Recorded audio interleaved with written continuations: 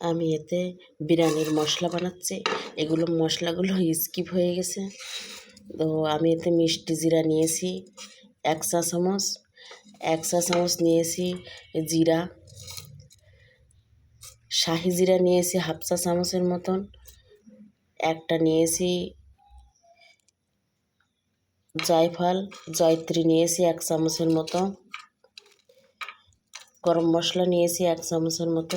এগুলোকে আমি লবঙ্গ নিয়েছি, এলাচ নিয়েছি, এগুলোকে আমি এখন একটু হালকা ভেজে নিব।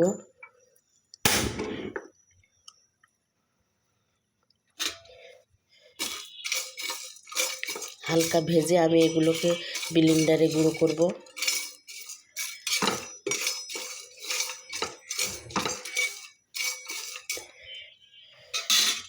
আর নিয়েছি তেজপাতা, তেজপাতাগুলো আমি পরে এগুলোকে ছিঁড়ে দিব।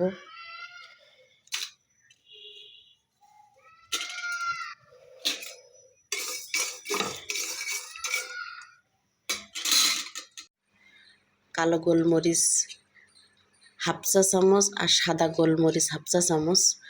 কালো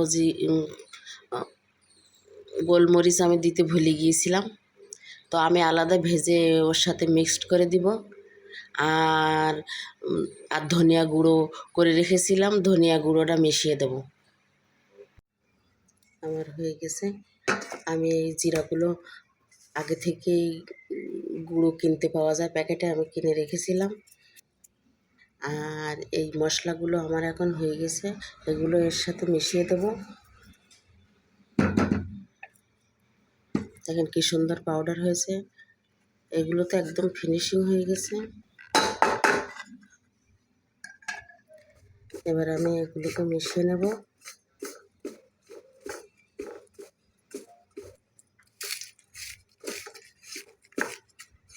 আর তেজপাতাগুলোকে একটু আস্ত দিলে ভালো হয়। তো এই মশলা আমার সব লাগবে না, এগুলো আমি রেখে দিব। যখন বিরিয়ানি রান্না করব তখন দিয়ে দেব।